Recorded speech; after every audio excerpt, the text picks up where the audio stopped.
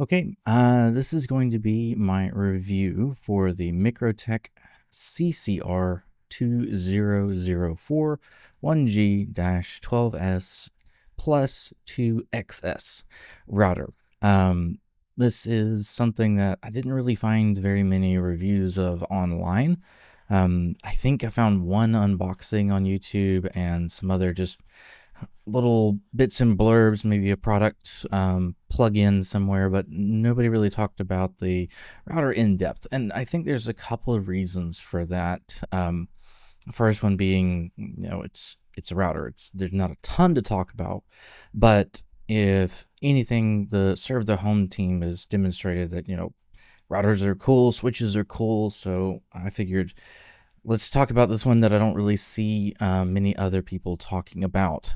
So without any further ado, let's dive into it. And the first thing that I want to take apart is the name. So if you're looking at that name for the very first time, that is a lot of numbers and not a lot of information when you first look at it. To MikroTik's credit, it does have a cohesive plot, and everything has a point and purpose for being inside that model.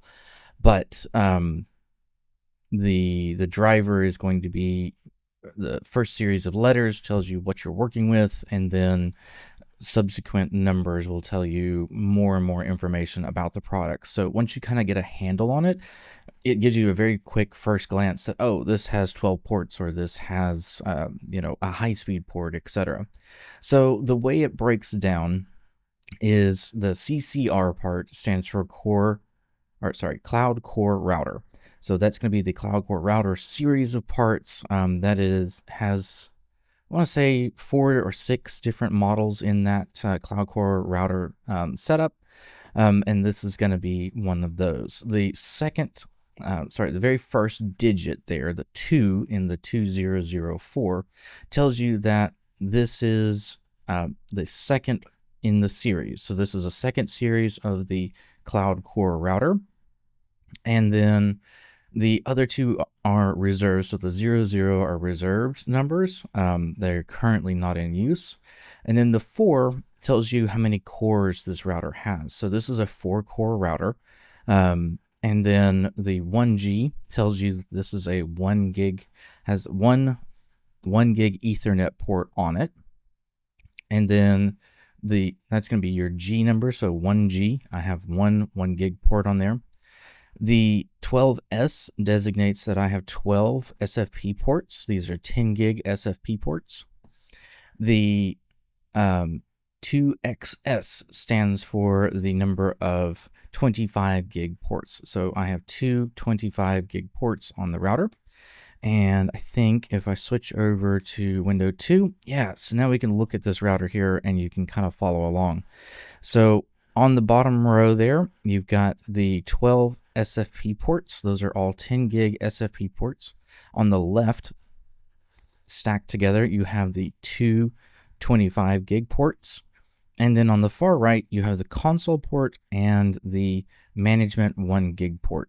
I'll get back to that one a little bit later.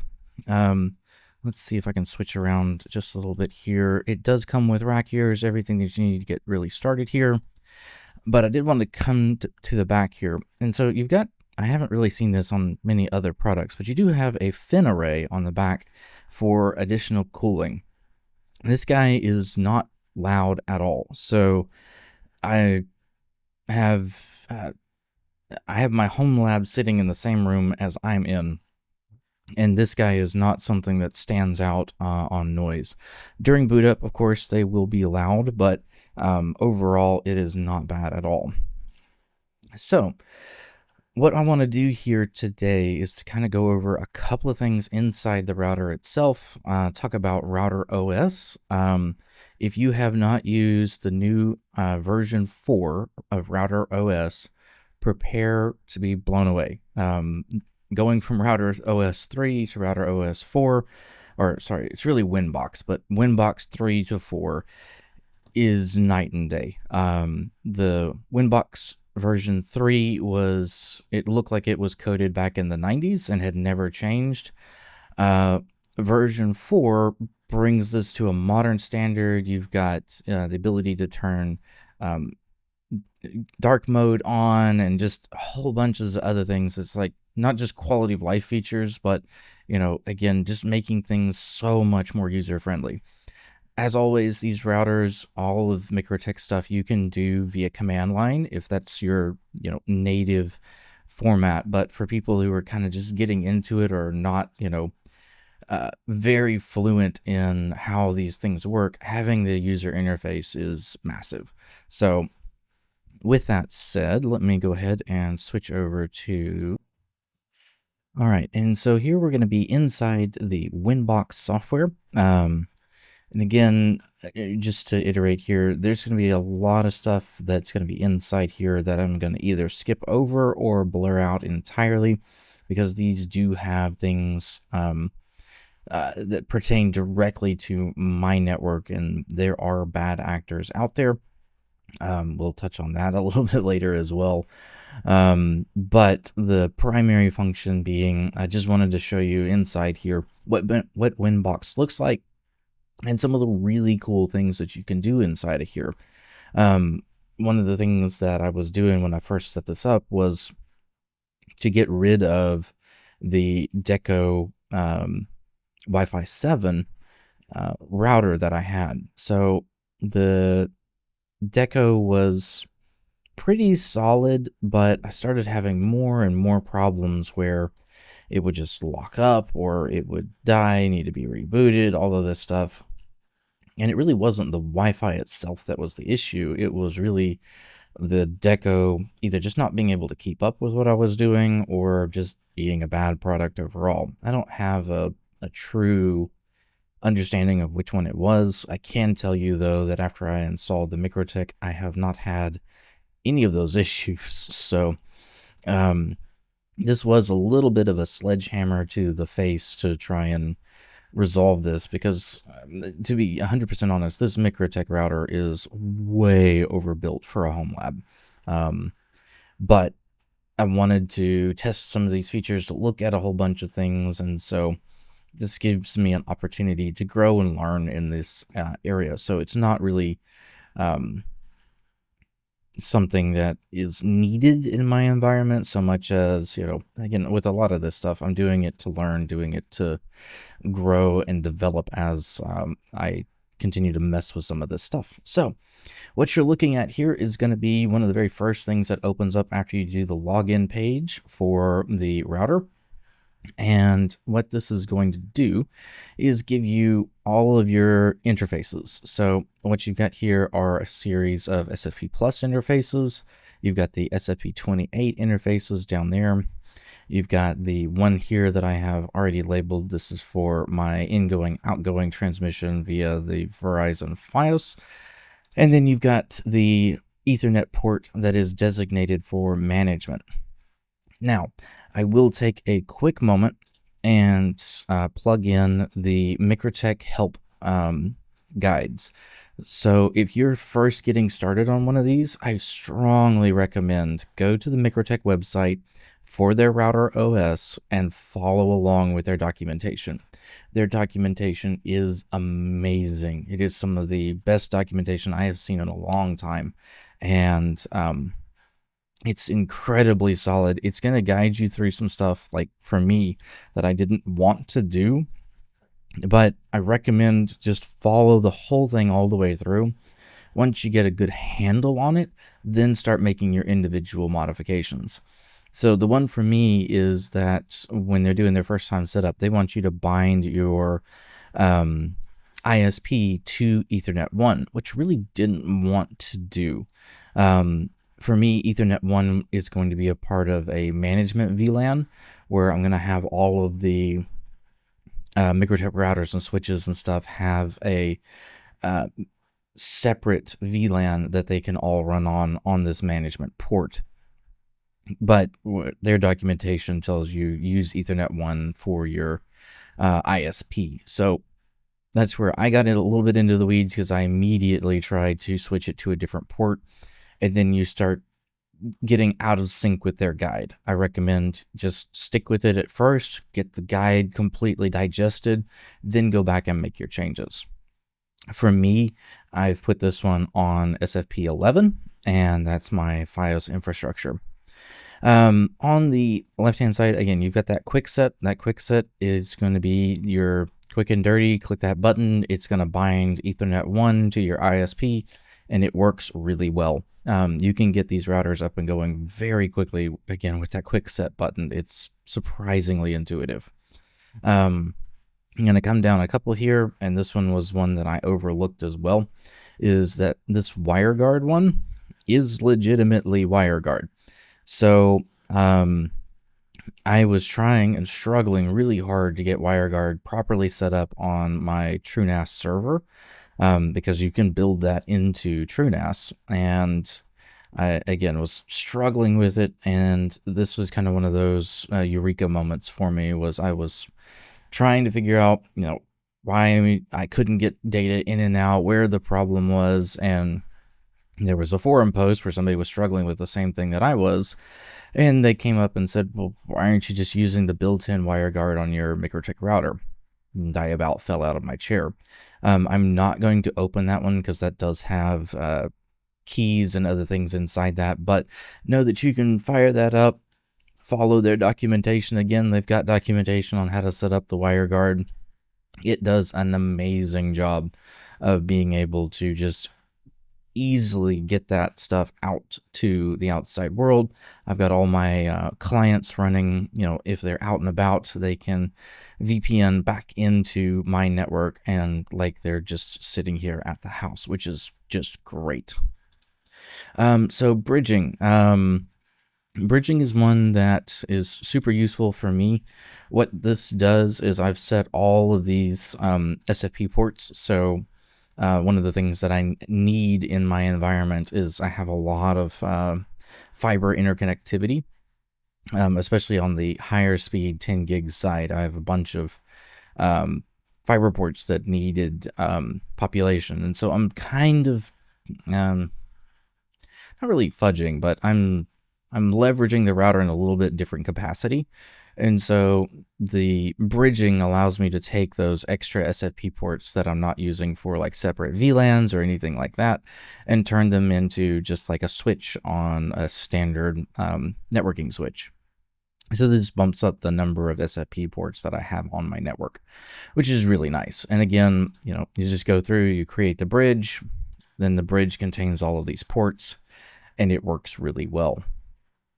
And then let's drop down to IP, and your ARP table is going to be all of your active devices. Really good there. Let's jump over into addresses, and I'm going to pull this over here for me. All right, so some of this is going to be blurred out. I apologize, but this is going to show you what your active addresses are for these individual ports. And again, most of this is going to be blurred out for you, but it will tell you what your network ranges are, and then what is active inside of here. If we jump down into the DHCP client, I can show you this because some of my stuff is obfuscated by the scroll bar here. This is going to tell you that my client interface is using the FiOS, the named interface called FiOS. And it is actively pulling down an IP from the ISP, which is really good. And then if we go down to DHCP server, so the DHCP server is going to be where your router is starting to hand out DHCP leases to everybody. Again, you can go through here. You can do DHCP setup, which is kind of an easy, quick, and dirty one, or you can do new and kind of build it out yourself. My DHCP server is pointing at bridge 1, so it's bridging all of those ports that I've designated together and allowing them to reach through to the pool. And so if we come down to the next one, I think, no, it's going to be DNS. So DNS is going to show you the basic DNS servers. May have to blur that whole screen for a second. So this is going to show you I use the standard Google DNS and Cloudflare DNSs. Nothing super amazing in here, except over on the right-hand side, you have this thing called add list. So another thing that I was sitting there struggling with over and over and over again on the TrueNAS side was getting Pi-hole to work the way I wanted it to. And so as much as I love the Pi-hole interface, this has been way more stable. So what you have here is the ability to point your ad blocker to a individual GitHub or Adaway or any of the other things that you want to do, and it will pull down the number of all of that ad list into it and ingest it. And so that allows for really easy ad blocking on kind of a high level. It doesn't let you do a lot of the fine grained stuff that Pi-hole does. It doesn't have a user interface. You're virtually just telling it, hey, here's my block list, load it in. It works really, really well in that regard. The one thing that you do have to do is make sure that SSL verify is turned off on these, and then they'll come through just fine, which is really good. When you are messing around with these, and again, I'm going to plug the MikroTik how-to guides. It's going to tell you how to step up the amount of memory that you're using to pull these in. By default, MikroTik only allows a very small chunk of RAM to be allocated for this type of stuff, but you can bring it up quite a bit and still be fine. Like if you look down here, I have a bunch of free RAM, so I have virtually large chunk that is, sorry, this one here, if I can highlight that again, that is the free memory. Here's my used memory and then total. So you can say that we have 4 gigs of RAM, of which almost all of it is free. But I did step up the used memory to be able to support these ad lists. If you were doing even more ad lists, you might bring that up more to kind of match that. So that goes through DNS settings. Let's take a look at, I'm not going to bring up Firewall because that is all going to be stuff that you guys can't look at. Where is pools? So pools, and I think I can show this here. You're going to see a lot of junk pools in here that I've been messing around with, but overall, what you're going to do is build out a pool of addresses that you can assign from. For me, mine is going to be that base 1040.0.0, and that serves my internal networks. And let's see here. So services. This is going to be a big one here. So what we're going to see here is I've got a lot of services that have been turned off. And this is interesting and kind of why I don't want to go into the firewall section with you guys, because there are bad actors out there. There really are. And I wasn't acutely aware of just how bad they were until I brought this one online. And from the moment I brought it online, somebody out there started pinging it and trying to log into it via SSH, via API, etc. So what I had to do, and again, kind of the brute force, 'cause I'm not using API or SSH or Telnet to get into my device here. I'm going to use Windbox as my primary source of input because it's on my local network. I went ahead and disabled most of these external devices. And so that dropped the amount of ingress attempts on my router drastically, because they were really just sitting there. You could watch them as it just ticked away, ding, ding, ding, ding, ding, bad, bad username and password, bad username and password. They're just trying all of the defaults to try and get into your device. So I recommend very strongly shutting down services that you don't need and beefing up your password on a router like this. Again, most of the time, for your consumer grade stuff, having a super beefy password is not an imperative, but for things like this, I do recommend that you step up at least your accounts that have administrator access to the device like this, that they have a true salted, not salted is the word that I'm looking for, but the true real password, uppercase, lowercase, special symbols, all those good things, and make it a good, strong 20-character password is what I would recommend there. Let's see here. Was there anything else that I wanted to go over? I swear there was one more. You can also, I think it's in DHCP server, or is it in DNS? No, I already looked at DNS, DHCP server. You can also set this router. I'm not seeing it immediately. I'll find it later. Is that you can set this guy to broadcast out to a CNAME list. So what that means is, like for things that you need to be able to get in and access, like Jellyfin or other things like that, you can have this router do a DDNS send to make sure that your IP address that the server outside is looking for always is refreshed and lined up. This is not a thing if you're inside a business environment where you've got a static IP assigned to you, but definitely something, when you're on a consumer grade, when that ISP goes down and comes back up, you generally get reassigned a new IP address. So that is something to keep in mind for sure. So let's just jump back over here and kind of conclude what I've talked through. Again, I strongly recommend looking into the MikroTik guides. I will plug the first page on the getting started in the description there. Their documentation is really, really, really good. And again, going from the Windbox 3 to Windbox 4, massive difference. Again, they've really taken a long, hard look at what makes a good UI. And they put a lot of effort into making sure that it's meeting that standard. I would say, personally, this pushes the MikroTik stuff further along towards being a true competitor to the Ubiquiti. For the longest time, MikroTik has been, if you're not willing to bang around in, a Cisco or a Juniper, something like that, then you could do MikroTik was kind of the next step down.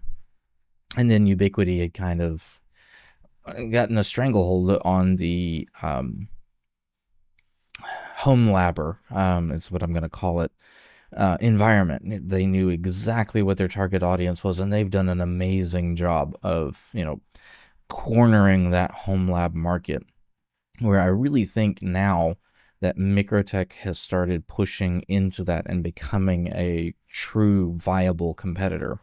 Do they have all of the sexy blinky lights and stuff? No. But do they have a really cool product that always, I'm going to say always, but very frequently outpaces the competition with Ubiquiti? Again, if you were looking for a router that has these functions on Ubiquiti, one, you wouldn't find it. Two, the closest thing that you could find to it is going to be 6 times the price. So MikroTik is cheaper, it has more functionality, but it loses in the, again, the blinky light appeal.